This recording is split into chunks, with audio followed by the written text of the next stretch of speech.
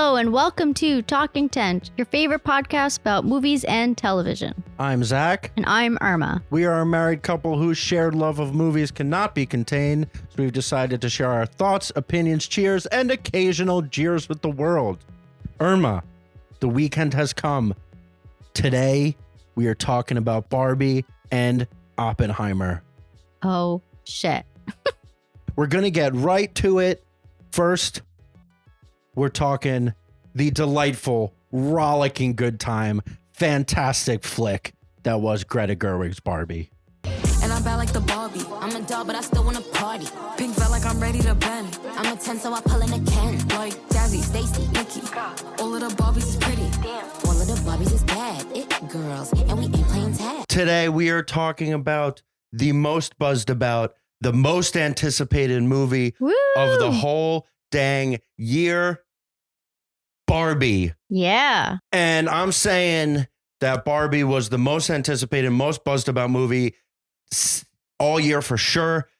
Most since Top Gun, I think. Well, the marketing was over the top for sure. Marketing crazy. So it takes like a special thing to be anticipated and buzzed about in today's cinematic economy. It has to be pretty much an existing IP, franchise, sequel. Sometimes it can just be a movie star, but like barely anymore. And then a lot of times now it can be like Quentin Tarantino, like a filmmaker. And Barbie kind of had two of those. Yeah. So Barbie obviously as like the toy, the franchise, the monolith. You know, kind of like how Super Mario Brothers was. Yeah, and Legos. But then I think Greta Gerwig is now in that group. Well, I think after this movie, for sure. For sure. 100%. Yeah. Kind of unfortunately, probably the only woman. No, I disagree. Because if I'm like Quentin Tarantino, Martin Scorsese, Christopher Nolan, Jordan Peele. Oh my God. Well, now you put me on the spot. Marvel. But like the Beguiled and I'm sorry, Sofia Coppola. Nah. What do you mean nah? She's Sofia definitely Coppola. A respected filmmaker though. Yeah, but it's not like a buzz. Like, ooh, their next film is announced and everybody's pumped. I mean, people are excited for Priscilla, I suppose. So Sophia's on the borderline. This movie was such a weird build. I feel like from the second it was announced, it was like, okay, they're making a Barbie movie. That sounds crazy. Yeah. I was like, how are they going to do this? How are they going to do it? What is it going to be about? But then Greta Gerwig is making it. So you know it's not baloney. Yeah. You know, like the Sonic the Hedgehog movie. Like we knew exactly what that was going to be. Well, I feel like she has a very distinct voice, you know? So like you knew that she was going to like try and like make this like a message. Yeah. You know what I mean? Just like a real advanced movie and not just like, you know, not just to sell. Yeah. Con, like whatever. I don't know. I mean, there's definitely plenty of that. Well, sure. But that's kind of part of it. Yeah. And she's just like such an interesting figure coming from, she was the queen of mumblecore for a while in Joel Swanberg's movies and the Duplass brothers movies. Then she moved to the next level, kind of. No offense to those guys. I love those guys.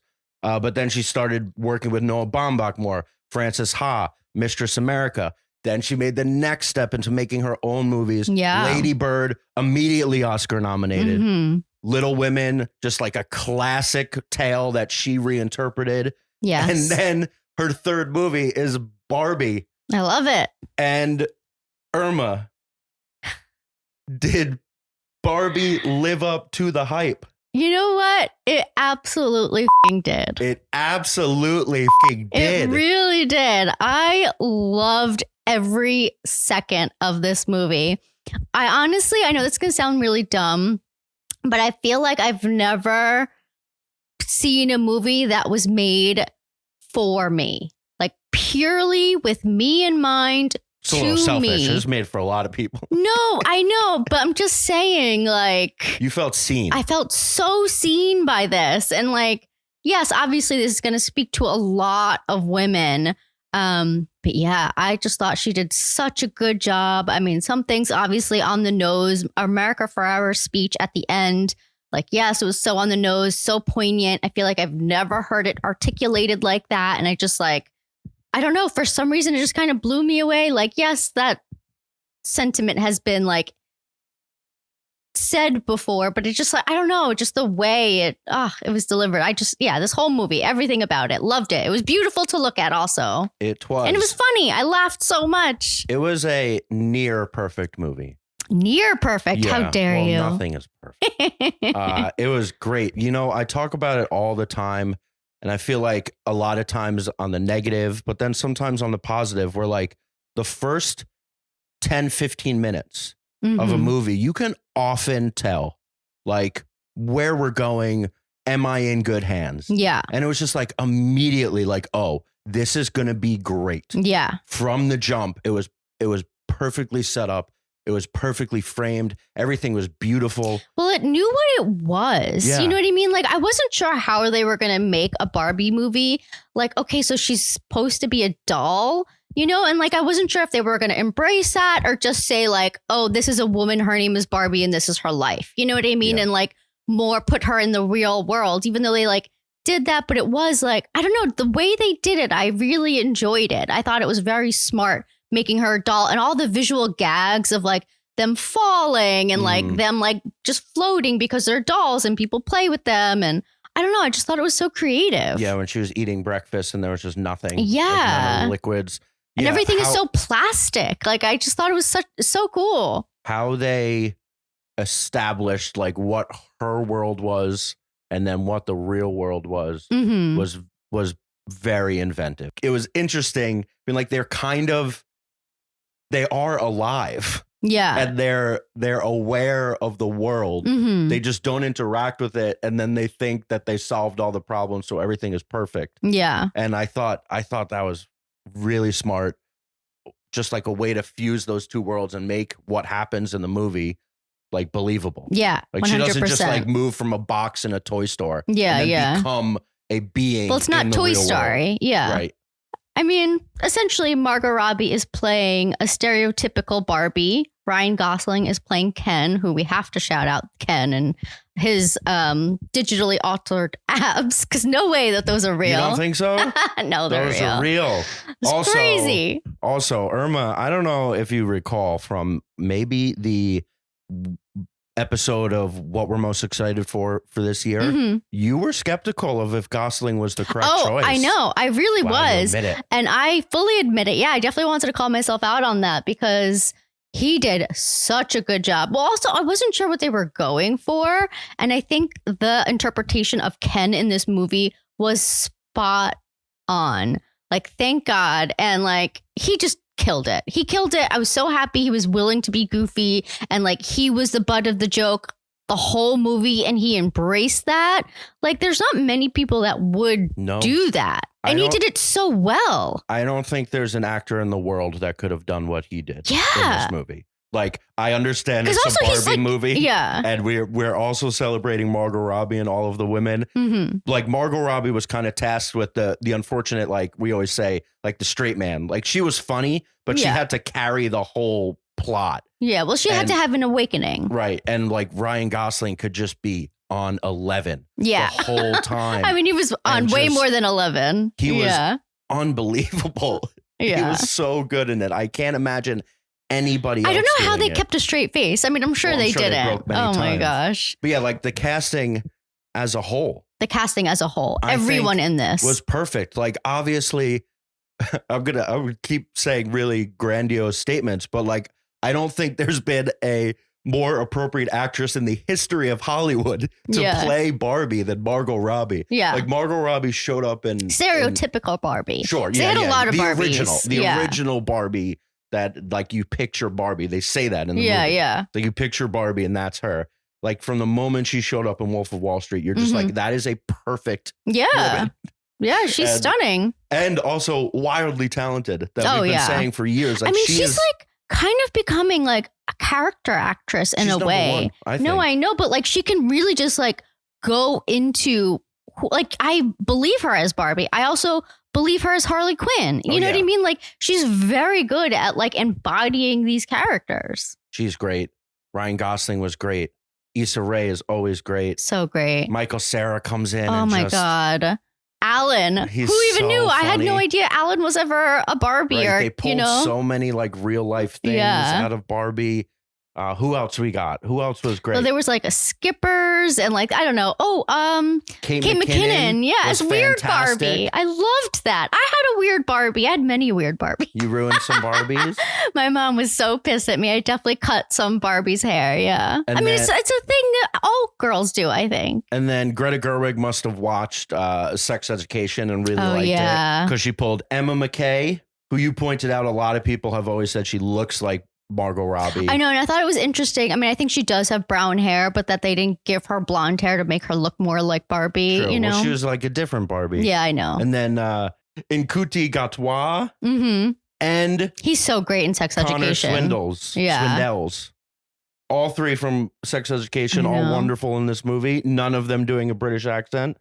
Rhea Perlman comes in. Nkuti, they gave him like kind of like a gay moment, which I kind of loved. Sure. And I'm so happy that was in the movie. I mean, it was pretty minor, all things considered, but I'm glad it was there. Yeah, they had a few references also when Ken was walking through the street. Beating off. Oh my God, that was beaching off. Beaching off. And when Ken was walking in the street in the real world. Everybody was staring at Barbie. He was like, why isn't anybody staring at me? And then there was got a lot of chuckles. What do we even talk about next? This movie was hilarious. It was so funny. I had said my trepidation with like the trailers was that it looked like it was very reliant on being very funny. Because like, how effective could the story be? Turns out the story was very good and very effective, but it relied a lot on it being hilarious. Yes. And it really was. Like, knee slappers. I know. Several knee slappers, guffaws up the wazoo. Yeah. You were cackling. Oh, I was. Yucking it up.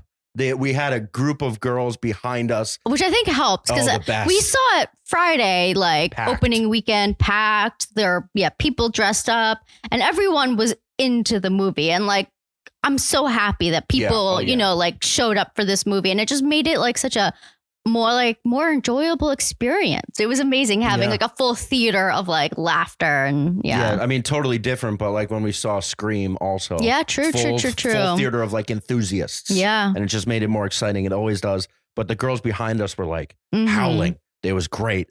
Just like the enthusiasm, like when you're at a concert and everybody's singing. Yeah. And we didn't even talk about Will Ferrell in this movie. Right. I mean, Will Ferrell also so funny. I mean, he's doing what Will Ferrell does. Yes. I mean, he's playing the CEO of Mattel, who is, I wouldn't say the big villain of this movie. You are led to believe that he is. But yeah, I cannot believe Mattel was like, sure. I mean, it was very like meta in that way, but they're like, yeah, we'll be the villain. I don't know. It was kind of crazy and also exciting. I mean, obviously it's a lot of Spawn. They know that they're probably going to make so much money selling Barbies after this movie. And also speaking of the Spawn, there was like a Chevy commercial in the middle of this movie, which I was like blown away by. I was like, is this a commercial? Oh my they were God, just Zach. all driving Chevys. No, but that's like every movie that they were doing some like crazy stunts. And then there was a moment where it was like the three Chevys were just like next to each other driving super fast. And it was like, okay. Yeah, I think that was like the new Chevy electric crossover vehicle that they I mean, it was pretty obvious. Yeah. The music was fantastic. The music was great. I mean, they broke out into song a couple times. Broke out into song. They had, I think don't quote me on this, but I think every song that played in the movie was an original song. They had a lot. Yeah. Because I think the whole album is original songs. Which is pretty cool. The whole soundtrack, which is really cool and doesn't happen very often. Yeah. Anymore. I mean, it's been a long time since they've done that. Yeah. But like Lizzo opening it up with like the kind of musical-esque like narration but in song is all just great. And then obviously like the I'm Just Ken. Yeah. Absolutely show-stopping moment. And they have actually been showing that before. Like I've seen that before. I know, we saw it in the secondary trailer was that. Yeah. And I was like, about it. Yeah. And I was like very like off put by it, if I'm being honest. Cause I was like, what is this? And without context, I feel like it's yeah, it's a little bizarre feeling. So, but in the movie, it was great. And I feel like fully lived up to what it was supposed to be. And so do we want to run through kind of just quickly through the heart of the matter with the movie? Did it work as like a story itself? So we wake up with Barbie living her best life in Barbie land. And then everybody's seen in the trailer. She says that, do you guys ever think about death? The record scratch. And we find out that the reason that she's having these thoughts is because the girl that is playing with her is having trouble. Yes. And in the real world. In the real world. So like, as we were talked about how they connected the things was like all of these Barbies that were in the Barbie land we're watching were technically toys that somebody was playing with. Yes. So in this case, then we find out that the one that Margot Robbie's Barbie is being played with is actually America Ferrera. Yes. Who took her daughter's Barbies because now the daughter's like 15 and was just like reconnecting with them because she's having trouble in life and she's feeling down about her life. They don't really get into why, but just like normal life. Like you have existential crises. You're thinking about death. Your daughter no longer is like enthralled with you as a teenager. Will Ferrell finds out that Barbie Margot has escaped. In the real world. And it's kind of like a chase to get her back. So she doesn't mess anything up. And then in all that rigmarole, they actually end up bringing America Ferrera and her daughter back to Barbie land. So we actually don't spend that much time in the real world. Yeah. Which I think was a perfect amount of time. Yeah. And then while Margot is in the real world, she sees like that the patriarchy has really taken over. Because obviously in Barbie land, Barbies rule everything. Ken's just do beach. Just do beach. Just do beach. Issa Rae is president. Yeah. Like the whole Supreme Court. All women all Supreme Court, doctors. Yeah, everyone. And so obviously in the real world, it's all men who do most of these jobs. Except for one. There was a woman doctor that Ken tried to talk to. Yeah. So then in the process of them being in the real world, Ken realizes that men rule the world. Yes. And that's like a big plot point throughout. Yes. So spoiler alert, but Ken is kind of the big bad in this. Yeah, for a while. Yeah, which I thought was a really interesting twist, which I wasn't expecting. I kind of liked it. Yeah, so he learns that like he has the power. Men have the power in the real world. And then he takes that back to Barbie land. And then when Margot's Barbie gets back, he's like completely upended the whole system and brainwashed all of the Barbies. And now the men are in charge. And they do a lot of bits about like really stereotypical manly stuff. Yes, it's so funny. And cowboy gear and trucks. The Godfather. Yeah, there's just lots of bits. Lots of bits about like the patriarchy. Lots of bits about women not being smart or capable. But needing help. Yeah. I don't know how to work Photoshop. Lots of capitalism stuff with Mattel. I would like to see sales figures of Barbie. Like, I mean, it honestly made me want to go out and buy a Barbie again. Well, I'm not going to lie. I haven't, but I mean, like before this. So for the past 10 years, let's say, I can't imagine Barbie sales are as high as they were. Oh, I'm sure. 20, 30 years ago. So like they have to be slowly declining. And then we think it's like, wow, I can't believe Mattel would let them do this. But it's like, or was this the really smart marketing play to let Greta Gerwig make like not just a phony baloney Barbie movie that would like sell to like 11-year-olds and just be like, whatever. Because this is not a kid's movie. Yeah, because I feel that's the thing. Oh yeah, not even close. Because I feel like Barbie is kind of problematic. Yeah, and Greta. I mean, and Greta addressed that. It's like commentary on that, essentially. Yeah, and also kind of made it okay to love Barbie again. I know, it's true. So it kind of is like Mattel. It was their only option just to let somebody really break it down. Yeah. So I would love. I mean, it is kind of amazing though that they did allow that. A lot of companies wouldn't. Yeah. Yeah, I thought this movie was great. I think it did everything it set out to do. I hope people go see this movie. Well, let's just get to let's finish with kind of the crying part. Okay. We talked about the goofs and the guffaws and the meta commentary that was all funny. But then it does get pretty serious. Yeah. And Rhea Perlman is introduced as the creator, Ruth Handler, the creator of Barbie. And it's like a mother figure to the Margot Robbie character. She ends up, America Ferrera, which you already talked about, has this whole speech about how women have to be this and not this. And like this perfect balance of like, I saw that you took a note of, was there an applause or was that just in my head? And there wasn't a big applause, but as she was doing it, I was like, when she's finished with this, we're all going to stand up and applaud, right? Yeah. I was like ready for it. And then nobody else did. Yeah. Well, I just think like I was so taken aback by that speech because it was so well written. Because I have never heard it articulated like that. Yeah. Like it is something like I inherently know, but to like have it be spoken, you know what I mean? Just said aloud was just like so eye opening. And I think I also wrote in the notes like, so in this moment in the movies, like the brainwashed Barbies, she's trying to wake them up. And this is how she's waking them up by giving this speech.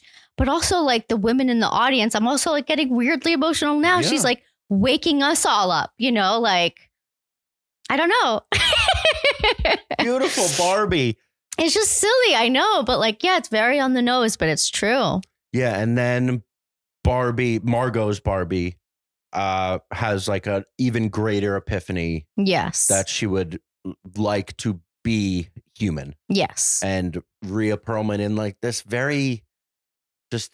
another beautiful speech. I think that was a line. Yeah. I couldn't get over it. Just like mothers stand still so daughters can like make the future or see how far they've come. Yeah. See how far they've come. See how far they've gone. Oh, I just thought that was such a beautiful line. I think that's when I started crying. It was very heavenly in the way that she set it up in like the all white space and the colors. My only nitpick, and it might be the only nitpick I have of the entire movie, which is crazy. When she has the final epiphany of like what it is to be human, and she's like, "You're gonna feel," and they zoom in on Margot's eye, and it wells with tears. But then they do like that whole montage of like people and women and children. I thought it was kind of beautiful. It was nice. I'm not saying it was like a bad thing, but I feel like the message was clear enough that they didn't need it. Showing all that, like I would have just spent a little more time on just Margot's face and like had her well up slower. And like, because we know what she's thinking about or what Rhea Perlman's character is like giving her. Yeah, but and then we can bring our own understanding of that rather than just watching like stock photos or like maybe Greta Gerwig as a kid or random women. It made me start thinking about the filmmaking of like, who are these people? What choice was this? Like, whose choice was this? Was this like a note that people were like, let's hit it more on the head, and then they added it? Or was this all Greta Gerwig's idea? But I just feel like in those moments, I like things to be way more simple and just an eye tearing. We know she cried a lot in this movie. Yeah, she showed off a lot of it. I know. A lot of that cry on demands, unless they're doing drops right before drop action. Yeah. You never know. I was thinking about that a few times while watching it because she cries a lot. I liked the montage. It was like, maybe that's what like wakes her up and makes her human, is like seeing those human moments, like a child being born, because she's never experienced that. Like assuming she's meant to be 30. I don't know, probably younger. Yeah, so. No, I'm not denying that. Like in the theory of it all, just the execution of that one little thing, and I'm being super nitpicky. Yeah. But like I almost would have, and if you did want to do the montage, I would have like reflected it in her eye, as opposed to just taking over the whole screen. Like she could have put I don't know exactly how it would work in the filmmaking, but like a screen that Margot is then looking at. So like that it would be like distorted through her tears. Like we know what they're showing. We didn't need to like see it so well. But that was the only tiny thing. And it was still good. I was crying. Yeah. I didn't think I was going to be crying for Me Barbie. Either. We're on a roll of movies that we went in not realizing we were going to cry. Joyride, Barbie, probably cry in Oppenheimer on Monday. Oh, yeah. Cry of depression. You said it was the best movie of the year so far. I think so, 100%. I'm probably there. The only competition that's even close is Across the Spider-Verse. Right. So that's 1 and 2 pretty easily, and I can't even really think of a third. For me, Joyride. And then like we don't count what was already in like there's a few things we saw like January, but that was already kind of yeah. Oscar contenders. Like February on. Yeah, I think it's probably 1A, 1B with Across the Spider-Verse. Really a fantastic flick. Like shockingly good. Yes.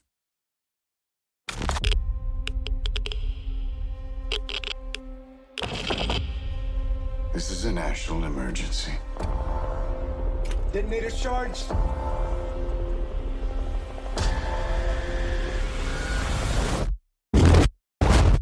Today we are talking about Christopher Nolan's latest entry into his oeuvre, Oppenheimer. Yes. Zach, did you like this movie? Yes, this was a fantastic piece of filmmaking, an impeccable achievement. Was it quite a masterpiece? Until I went to go pee at a very perfect spot, I would say yes. And then I think the third act lags a little bit. So I think the third act in Christopher Nolan's determination to tell the entire story of J. Robert Oppenheimer slightly diminished the film, even though the story itself was excellent. But as a film, excellent, but masterpiece, not quite. I thought it was pretty great. Yeah. Oh, pretty great. Yeah, I am agreeing with pretty great.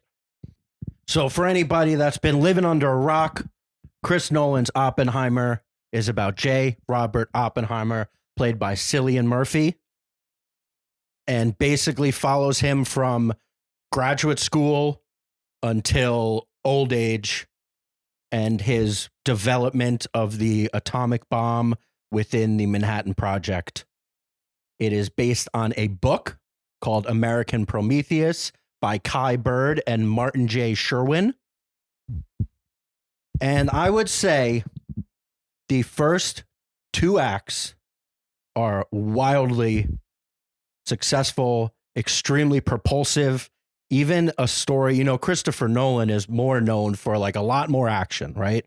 Most of his things are either these like wild, mind-altering storylines that you can't keep up with, so your mind is just constantly trying to figure out what's going on, or like Batman, that was just like an awesome action movie. Yeah, absolutely. This one is very different for him, where it's like mostly a bunch of guys talking.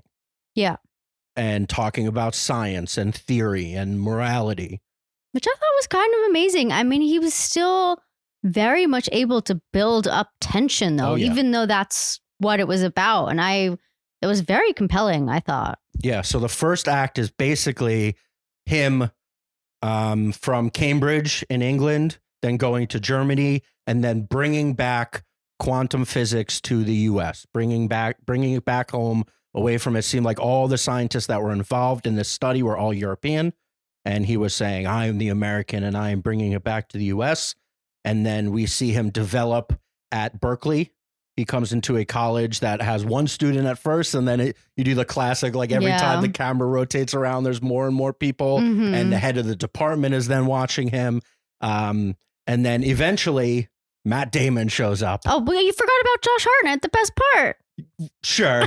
Right. We are in the midst of the Hartnett Assance. Yes, we get introduced to Josh Hartnett, which we were very excited for. Yeah. I've always really liked Josh Hartnett, so now he's back in this movie, obviously, and then the fantastic episode of Black Mirror. Yes. So I kind of thought Josh Hartnett was done, out of our lives, and here he is back. I loved it. We love it. He basically plays like another professor. He seems like at the time he's the head of the department. I don't know if they really described it, but if Oppenheimer... He just seems like a colleague. Yeah. If Oppenheimer is more on the theoretical side of physics at the time, yes, he was more like an engineer that was actually building stuff. Yes. And so at first, Oppenheimer's not interested in any of that. He's all theory. And then obviously he gets more and more involved in the actual construction and physics of physics. Yes. Matt Damon shows up. Who's very charismatic. Always. I just love how like he's able to bounce off anyone. I mean, especially obviously in this movie, Cillian Murphy, but he's just so good at just like, I don't know, bringing out like a different side to like actors or his scene partners. Yeah, Matt Damon's great.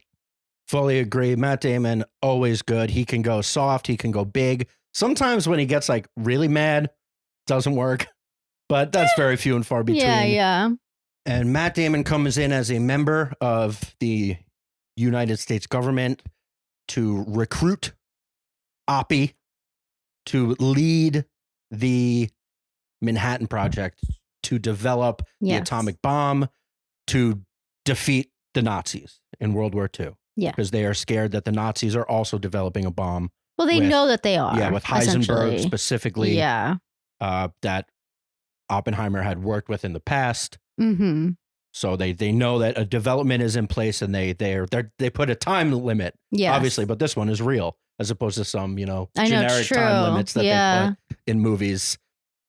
And all of this is told because Christopher Nolan simply hates a linear storyline. Yeah. Through a classic, when you're telling a true story often, I feel like, and there's a central moment that you can pivot off of. In this case, there's two central moments. It is basically all of that is technically flashback because we are watching what is the security hearing for Oppenheimer, and we understand them as official interviews, and it becomes clear what they actually are later in the movie. Yes. But it's a security hearing where Oppenheimer is essentially being questioned, mostly all about his communist connections. Mm-hmm. This movie spent a lot of time on communism. It was very kind of strange because they never really said, I mean, I guess they said that Oppenheimer wasn't a part of the Communist Party. He was just like interested in it. And he obviously associated with a lot of people who were, but they did spend just a lot of time on that, which I wasn't expecting, honestly. Yeah, well, it seems like it is a huge part of his story. At least his potential downfall is involved. Mm-hmm. The McCarthyism and the witch hunt that was communism in the 50s. Yeah, well, it just seemed, which I think we'll get to, that Robert Downey just had kind of a vendetta against him. And this was like an easy string to pull to get Oppenheimer not discredited, but just, I don't know, maybe absolutely blacklisted. Discredited. Well, blacklisted, sure. And then, right, so they're using this, a small room where he's being interrogated, and then also a much larger, what seems like a Senate hearing, which we learn is the confirmation hearing for Robert Downey Jr., who's playing Louis Strauss. Mm-hmm. So that's the basic story. And we see the whole team being assembled under the advice of Oppenheimer. They make a lot of allusions in the first act to him wanting to somehow marry science and the open space of his ranch in New Mexico. And he finds a way by basically bringing the center of the Manhattan Project to New Mexico, Los Alamos, to develop the atomic bomb with all of the best scientists in the world, save for a few that are German. Some of the Germans were there, or not German, but they were called British, but they were actually German. Yeah, and other Europeans. Yes. And then notably Edward Teller, who is Benny Softy. Yes. Which was a fun little so bit. Did you know who that is? Yeah. Teller? Oh, no. Oh. No. No, I did. I didn't know any of these scientists. It's crazy. Yeah, well, we're so no many scientists. Yeah. And I also purposely really avoided all of the pre-movie. I know some things I've done catch-ups on the Manhattan Project and history. And unfortunately, our education system did not educate us very well on the Manhattan Project. No. I guess it's kind of a bit of a shame moment in our American pretty bad life. But like the telling of this part of it, it's really propulsive. As I said, it's a bit celebratory, but in a way, like he's not making heroes of these men. I don't think. I don't think so. I mean, I liked that it showed that a lot of them were against it, even though they did the work on it. But it's kind of like they were hired to do a job. They did it reluctantly. I mean, I don't think that makes it right or wrong necessarily. But yeah, it's just like, I'm glad that it did show that. Yeah, even Oppenheimer himself was like aware of the consequences, kind of. Yeah, like I'm really glad that it essentially ended at the Trinity Project, rather than showing us Hiroshima or Nagasaki, was it? Yeah, because that would have just like glorified it way too much. And that's too perverse, I think.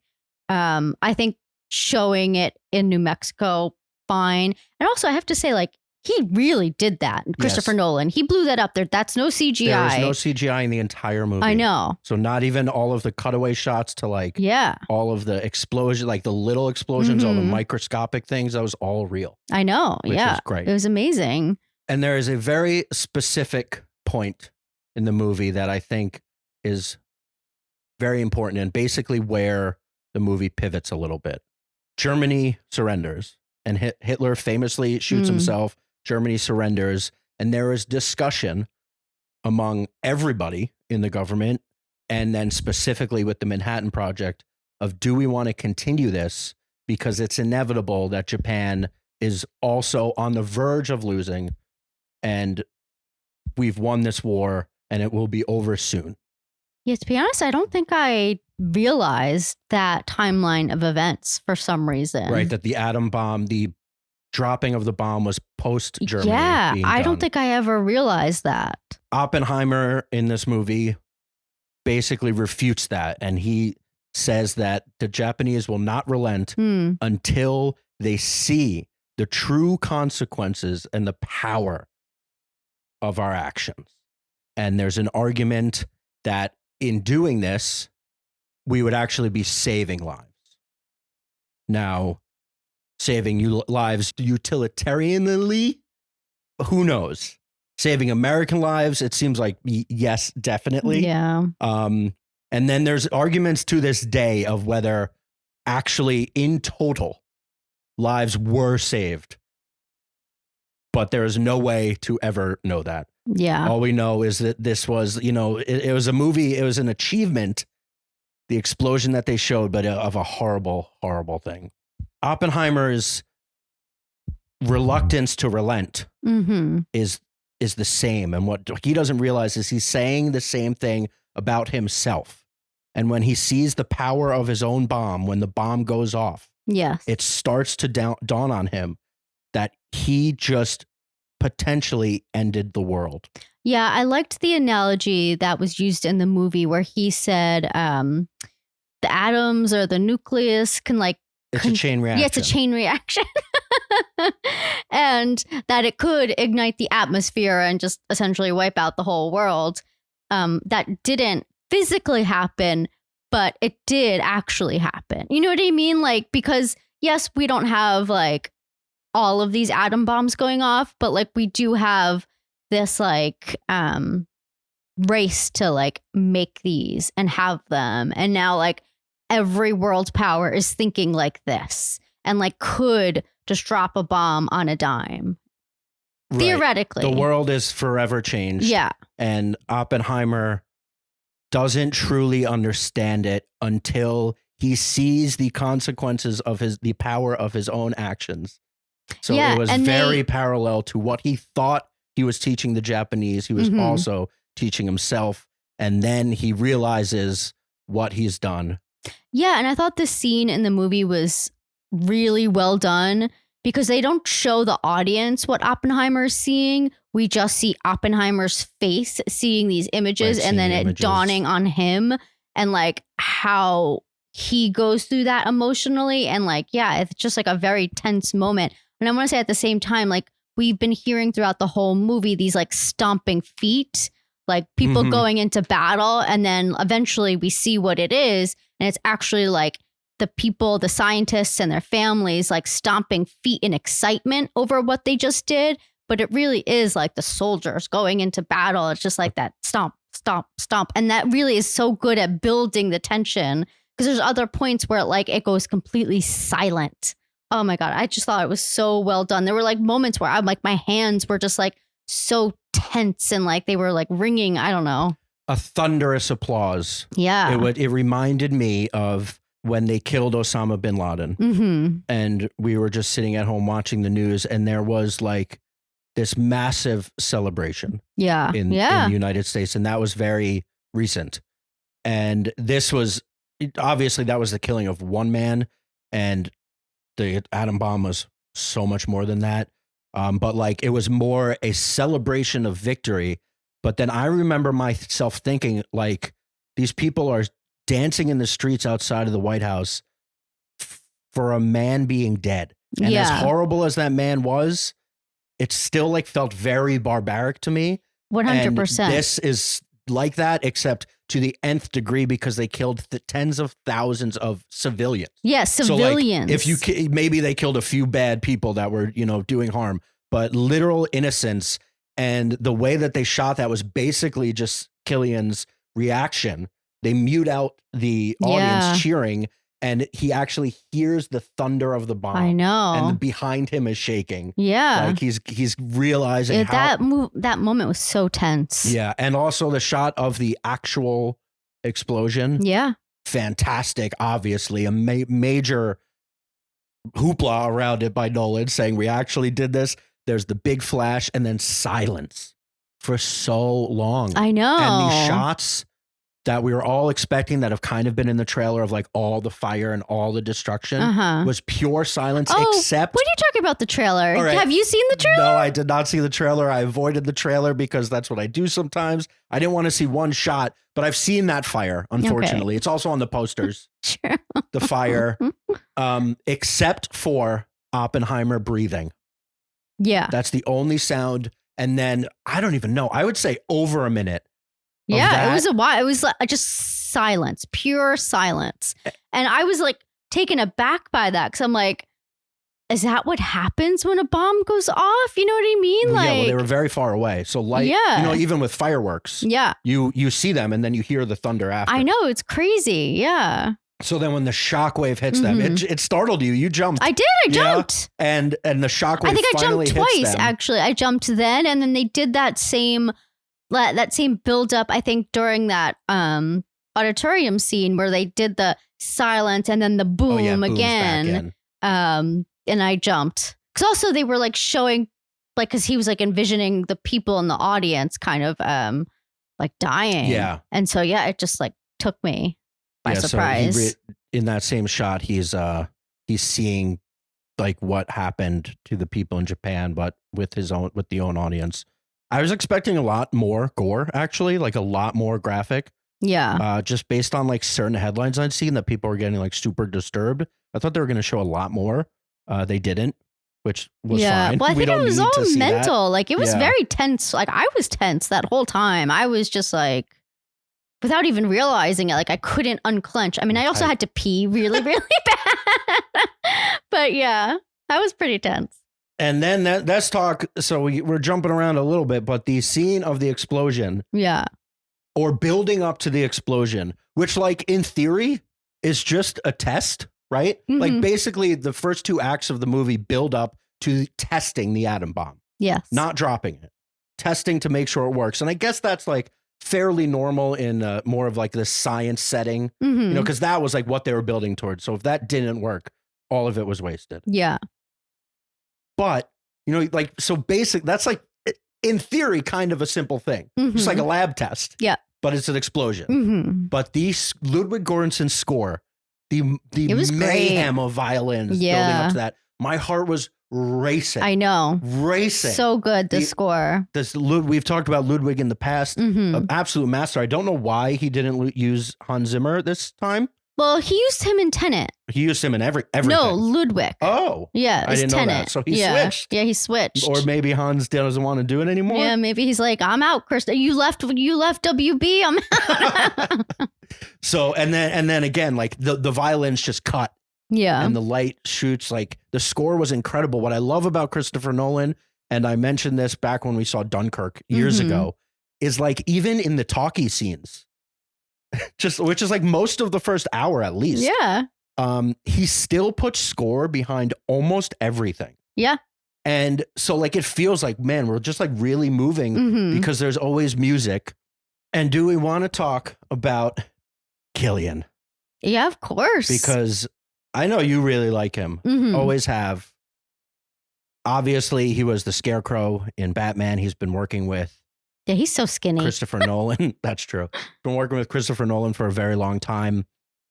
I think this is I think this is a lock to at least be nominated for Best Actor. Oh, 100%. I don't know who else is going to be nominated. I was thinking about like what's coming out, probably Leo for the Killers of the Scorsese Flower movie, Moon. and I'm sure there's just Oscar bait coming down the line. Ryan But, man, Gosling, obviously, I know for the abs. I'll be honest, like Barbie is not a traditional Oscar thing, but I would not be surprised yeah, if some of those things get nominated. But Killian's just got it. Like he was good. So good. Just first of all, not his accent. I kind of want to talk. Like I can't even, the way he was talking was so good. Yeah. And then just like his reactions after when he realizes just the magnitude, of what he's done and just what he his work. created. His work throughout the whole thing was incredible. And even just like, because at the end we talked about how he's kind of like in this like council meeting of like trying to defend what he spent his life doing and like even just like his connections that he had with people. And he doesn't look sad necessarily, but it is like a sort of like dejected, almost defeated, like quietness where he's like defending himself at the same time. I don't know how to explain it. He just did such a good job. And the makeup, I think, also really helped, like, because they aged him and they made him look like a certain way, obviously. Or they de-aged him. Maybe he's getting old. Maybe some of those wrinkles are real. Not that they digitally de-aged him, but like for the younger scenes, he definitely looked fresher. He had some makeup on. But yeah, it was a full, if you think about it, from the beginning, because in the beginning, he was like this classic, really smart, pretty cocky dude that like wouldn't listen to anybody and had his own ways. And then he slowly gets older, which, you become more self-aware, but, loses a lot of that. And then especially in these hearings when he realizes that he is kind of defeated and through this McCarthyist witch hunt kangaroo court, they called it. Well, there's really nothing he could do. I know they had made up their mind. So it just seemed like this was essentially a witch hunt. They just like, they had their talking points. They knew what they want. They wanted him to perjure himself. Like they wanted him to like make himself look bad. Like it didn't even matter what he did. And so one thing I wanted to talk about that I actually meant to mention earlier is that the book was called American Prometheus. And they mentioned Prometheus in the movie, obviously as reference to that. Prometheus was a Greek titan. Yes. And Prometheus technically like translates loosely to forethought. Now, he is mostly known as one of the titans that helped create humanity and specifically their creation of fire. Yes. So that all like tracks with the fire and the giant bomb. But I think the forethought is really the most interesting part of the authors naming it American Prometheus because he did not have the forethought. He missed it as a person that throughout the movie, everybody talked to him and talked about him as if he understood things before they happened. He was ahead of the curve on the science, on everything that was going to happen. Yet he did not realize the destruction he was going to bring. And after he realized that, it dawned on him that he probably shouldn't have done this. Well, I also think that like he had in his mind that this was for the Germans the whole time because he's That Jewish. Definitely clouded. And I think, so he was Jewish, and I think like he really felt like he wanted to protect, and he sent money through like communist channels. It was to like help refugees because he really felt for like this cause. I think it was obviously very dear to him to essentially win for his ancestors and for his people essentially. So I think he like that's what it used. Like he used that to compel him essentially. Like I think he always thought like we need to kill the Nazis. Yes, but then obviously like when Hitler killed himself, it was kind of like, well, what do we do now? We spent 3 years on this bomb and it was kind of out of his hands. Like he basically already created it. Yeah. And I think he got a little blinded by the power. Yeah. I mean, he did say something. It was an achievement, like he was, his goal for up until then was to create this thing. Yeah. And so to just like turn that off, I understand it, but I don't think he fully understood the ramifications Yes. until he saw it and went, oh, shit. Yes. I mean, I think he also, there is a scene in the movie where he's on a council to, they were deciding like where they should drop this bomb. And in that council, he does say a couple times, like the scientific community doesn't feel so comfortable with this now that the Nazis are defeated. Is this really necessary to drop on Japan? Like he does try. I mean, he's very much outweighed by the other people in the room. So he doesn't say as much as maybe he does after the fact, but he does try a little. At least that's what Christopher Nolan wants you to think. In the third act, which I think is the only real, it starts to slow down a little bit. And I was kind of surprised that they were spending this much time on basically the witch hunt of him being accused of communism, but it also played into an extension of the morality of the power of man and the power of humanity. So the bomb is obviously one thing, but then like this fear mongering that went through our country and took down so many people, and you know, famously like Trumbo with that Bryan Cranston movie, and just like all throughout Hollywood and all throughout, you know, academia. I think anybody in academia, and they kind of show this, like would be interested just in understanding the theory of communism. They spend, I don't know how much time, again, because I wasn't looking at my watch, but like a lot of time investigating this and having people scream at Oppenheimer that he's a communist and he should be taken down. And they basically build this whole kangaroo court to destroy his reputation, because Robert Downey Jr. like had a vendetta against him because he embarrassed him a little bit. Also, Oppenheimer was very vocal about not advancing more weapons of mass destruction. So they created the one, they dropped the two, and then there was all this talk about expanding and building into the H-bomb, which is even more powerful. And that's where Edward Teller, the Safdie brother, like he was the kind of the next guy that was going to take over and build an even more powerful bomb. And Oppenheimer was fighting against that. He thought that they could use what they did to then no longer make bombs. And that was just not going to fly in America. Yeah. We must be the most powerful. We must continue becoming more and more powerful. And so they destroyed. Well, he just also like, he didn't want the science out there, because if the science is out there, then anyone can do it. Right.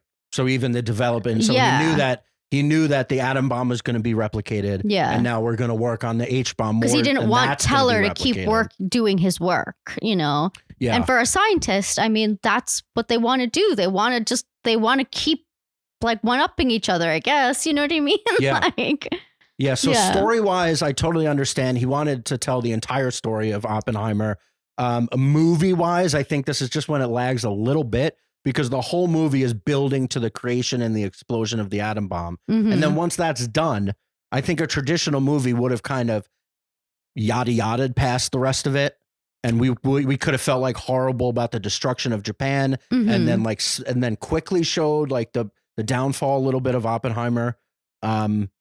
But they like really drag it out. And then the one thing, I don't think they drag it out. I do think that they try and like put it into context. Sure. You know, they're not saying that this was a great man, but he has seen the error of his ways. You know what I mean? And so it's like he was a complicated figure. I don't know, the typical, you know, male greatness story. Sure, but not quite. But I know, that's what you're saying. Yeah. That like it's not celebrating Oppenheimer. No. It's not making him a hero. It's showing all of his flaws. It's showing that he realized that he destroyed the world, but also showing that he got railroaded. Yeah. By the bullshit. Yeah. Like, I don't think he deserved to win a Nobel Prize. If he did, I don't know. They definitely don't show that. Well, they gave him an award later in life. They did. They showed that when Einstein talks to him. Yeah. And I liked that the Einstein part of it. He's kind of like a cute old man. Yeah. And then there's a very nice scene of Einstein explaining like what's going to happen to his legacy of like, that was the end of the movie. That was the last scene. Basically, it's going to pass along to the next guy. And Einstein has not been forgotten. But I would say until now, like Oppenheimer was not. I mean, also because I think people are pretty tentative to talk about that we destroyed two cities. Yes. You know, so like it's. Well, I think the Manhattan Project is pretty famous, but I don't think like Oppenheimer himself was. Because it was a group of people. Yes, he headed it, but it was a group of people. Yeah. So like on that note, sometimes, Christopher Nolan, I thought this movie was very well written, especially for, him. He's not usually celebrated for his writing. He's celebrated for his filmmaking. I think this movie was very well written in like different things that they'd circle back to, even like bring the sheets in with Emily Blunt. Yeah. Different references that they would make through Prometheus, and different words and phrases that they would use earlier in the movie came back around later in the movie. Yes. And I thought that was really interesting. What he does say, like at one point, Cillian Murphy is like basically being defeated, called a communist, destroyed everywhere, and being like, will somebody ever tell the truth about this? Yeah. And like look into camera and be like, that's what I'm doing. I'm Chris Nolan. Yeah. I'm telling the truth. So that was like a little bit on the nose. And then my only other little nitpick was, so Christopher Nolan, bombast, and the score. Love that he puts the score over everything. The crescendo, like a very non-traditional climax, because like the climax is the bomb. Yeah. And then there's still like 45 minutes at least Okay. of the movie. And then like a kind of a secondary climax where you would expect more of like the gong hit on normal movies is just this huge buildup of score and all of these lights and like a basically kind of reenacting the explosion is just Jason Clarke's character, who's basically the attorney that's interrogating him. Okay. Just screaming about him being a communist. Yeah. Like it felt overproduced. That part, yes. Yeah. I don't think that was really necessary there at the end, because they had already done that in the auditorium. Yeah, like, and I just felt like it like lost his it lost its like using the same trick. Yeah. In like a much less meaningful section of the story. Because like also we've seen the McCarthyism, witch hunt of communism. And obviously this is a true story. So again, he wanted to tell the whole story. Like we've seen this and we all kind of know it was malarkey. And it was just like a way for people to have power and take down those that they didn't like and their opposing views. You just be like, oh, you're a communist. Yeah. Nobody can trust you about anything. So like that part, that was my iffiest part. I feel like this is a common thing with Nolan, and I'm sorry, but I do have to say it. I do feel like the woman characters, Florence Pugh, Emily Blunt, were a bit underwritten, a bit kind of sidelined. They were pretty much there just to kind of build up Cillian Murphy's or Oppenheimer's legacy, or his just his attractiveness, his charm. Sure, but they were Florence more Pugh. there just to like either show his flaws or they just like weren't real people in a way. Like they were just like, they hardly had any lines, and it was just, I don't know. They just felt underutilized. I mean, Florence Pugh was in the movie for like 10 minutes. It was very strange, I thought. Yeah, well, she was a mistress. How much of the story is she supposed to be? She was his girlfriend. But then she had a pretty profound effect on him. And sure. her death I'm just saying. him. Yeah, I mean, I it was agree just with you. it was there to show his character. Well, I wonder if you would think that if that discussion doesn't come up in every one of Nolan's movies, like if this was just a ex-director, because like I totally understand what you're saying and agree. And I think that unfortunately that is pretty true with most of his movies. This was about a group of guys in the 50s, like literally no women were involved at all. No, except I for know. wives, unfortunately. Yeah, no, so, like, no, what was I know. he gonna do? Yeah, no, I know. I'm just saying. Yeah, like I do. Maybe think, though, you get like not Florence Pugh and Emily Blunt. Well, like, why not? Why not get the best actresses you can? Because it just feels like, wait, Florence Pugh's in this movie? Why isn't she in it more? You know what I mean? Like, yeah, and well, I thought Emily Blunt. I think honestly, Nolan has heard that criticism and kind of went out of his way to make Emily Blunt like, yes, she was a drunk and like a bit stereotypical wife, but she was also the only person telling Oppenheimer about all, like, seeing through all the bullshit. Like, she was the only one being like, Downey Jr. Strauss is fucking you right now. Like, he's screwing you. Stop listening to him. He and knew also, that she was too. the one that kind of like she was the emotional one. She was, like, I don't know. Yeah, and but she was also the one that like just told the truth in the interrogation and was just like stood by her man. But you're right. I just think they were underutilized, and then just there to show Oppenheimer's character, not really like. And on the Florence Pugh note, I thought it was very interesting. That, a lot of boobies. Yeah, she was basically nude the whole time, which is fine. The first time that he speaks aloud the famous line, "Now I am become death, the destroyer of worlds," Yes. is while presumably he is inside of Florence Pugh. He's not which I thought actually. She adjusts and he says it. Yeah, I know. They're not actually having sex acts. Yes. Okay. The characters. Obviously, I know that. The characters, whatever. Gene Oppenheimer and Gene. Fine. Not the characters' names. I thought that was a really interesting choice by old Chris. Yeah. And then they use it again at the very end. Mm. We are become death, the destroyers of worlds. I think, the whole movie is kind of a morality test. If you start to think about it, and this might get just a little bit dour, prior to 80 years ago, the entire history of humanity and life itself could only be destroyed by nature. A meteorite, some horrible storm, Yeah. potentially a flood. Mm-hmm. It's only been 80 years that humanity, with their proclivity to war and destroy and to kill, have had the ability to fully destroy ourselves. Yeah. And I think it is inevitable that humanity will destroy itself. It's just whether it is in our lifetimes or the next or the next or the next. We often, especially recently, talk about how computers, with the advent of AI, and it's becoming the hottest thing now. We're always like the robots are our overlords. There's a robot soon. cafe that's about to attack us. I think it will still always be humanity, man killing man in this movie's case. And that is what Christopher Nolan is kind of warning us against. Yeah. This whole thing is kind of a warning to those in power. Do not allow this to happen again. I think we have to move out of New York. New York's always going to be the first target. Go to the center of the country. It's pretty terrifying. That's it. Yeah, where do you go from here? That is it. Fantastic piece of cinema.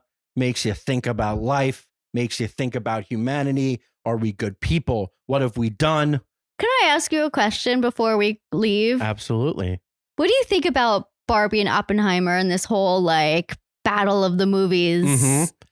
I think they could not possibly be two different movies. Yes. And we would never, ever, ever compare them in any other situation other than they came out on the same day.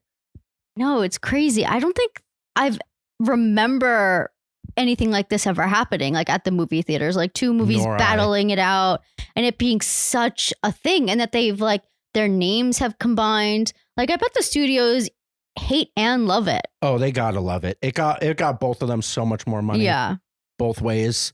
Yeah, I'm sure it has happened in the past. I can't think of anything recently, just because not that many big movies are made.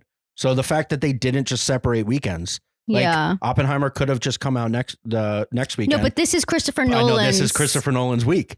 And then he says, no. And then Warner Brothers put out Barbie specifically this weekend to compete with Oppenheimer. Because they were like, oh, you want to leave Warner Brothers? Fine, we'll do this. And we'll spend a ton of money on marketing. So you cannot get away from Barbie and what you left.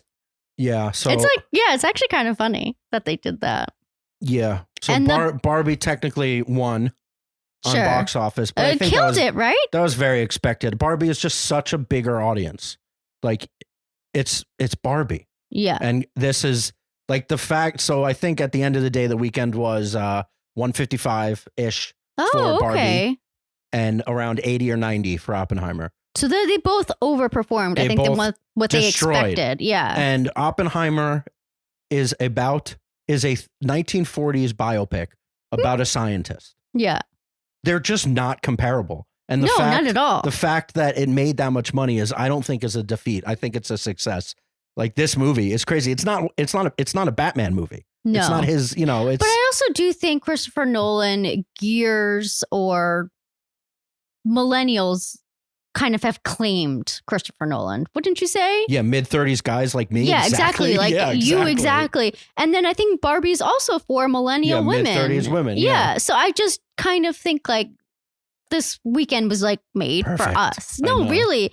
Yeah, well, we've been talking about this weekend Yeah. since January when we started the first episode of this podcast. We discussed this weekend, Yeah. and here it is. I know, finally. We finished it. Now, what's the point of anything anymore?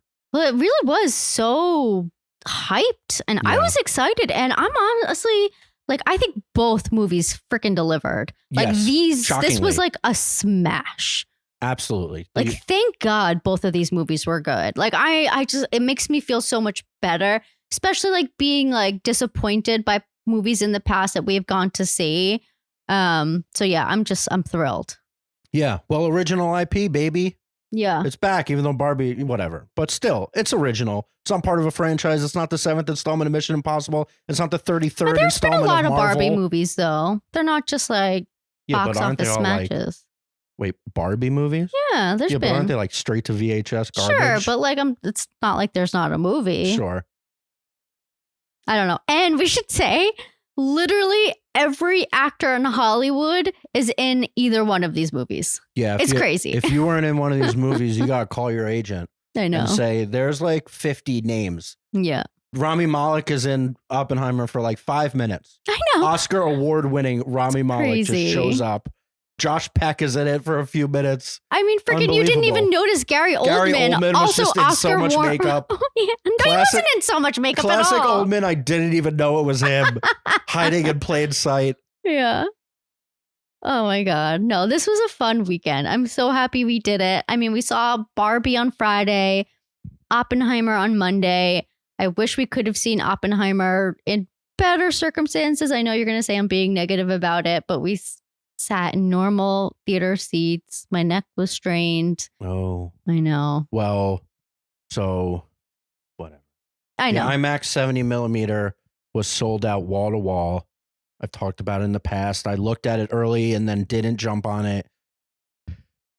And I didn't want to go to the Limaxes. And I decided that just normal 70 millimeter film was the second best option above our normally beloved Dolby Theater. Specifically for Chris, who says, shoot on film, show on film, or die. I say, okay, Chris, I'll listen to you. Is I will Dolby watch it not on film. film? No, that would have been down converted to digital. Oh. So it would have looked fine, Mhm. but just different. And I he's see. the only person still working that says show on I film. mean, it looked great. and it looked did. real. The 70 millimeter was like technically it's like 3 times crisper than normal movies. Mm. Not Dolby, but like it's clearer. We saw the Hateful Eight came out in 70 millimeter. That's like the last one that really did it. It's a twice as big film. I still enjoyed it. I know. I may I'm not have to saying go I didn't back enjoy for IMAX it. just for the explosion. I know. I think Maybe I'm I'll- going to go see Barbie again as well. So here we go. Yeah, well, that one's much more fun. Yeah. Just like, one movie's a rollicking good time I and know. you feel Did good. Oppenheimer have a joke in it? Oh, yeah, Matt Damon made a few jokes. There were Okay. some giggles, yes. There were. I forgot. And I think Softy made like a little few jokes when he Yeah. was still a good boy. Zach, I think you should replace Softy in these parts. Oh, I could do it. Yeah, He's like surprisingly good. I was surprised because he does a whole accent for this that's movie. true. He does do a whole accent. So like I was a little skeptical. But yeah, he was very good. Next week, we're talking television. yeah, we'll let you know. Yeah, Full Circle, Gemstones for sure. Maybe we'll watch Silo. I think also Secret Invasion will be done. Not that we have to go too deep into it, but we'll talk Done? about it. Yeah, this Wednesday is the last Well, episode. It depends when we record. It's 2 days from now. Oh, you're right. Never mind, Zach. Thank you to Craig for the production assistance, and thank you to John Welsh for our intro and outro music. Subscribe so you know every time we post a new episode. Follow us on Talkin Tent on all the socials. The month of Zach is almost over on TikTok. Follow me. Gangbusters. You got only one more Watching week. 36 movies I've never seen before in 1 month from all 36 years I've been alive. Wow, everyone's loving it. Can you even believe it? We're also on YouTube. Watch YouTube, I think. What else do I say? Oh, email us. Did you see both? Did you see both on the same day? Let's talk about it. 2 of the best movies of the year, both on the same weekend. What a day. What a time to be alive. From our living room to yours, what do you want to watch?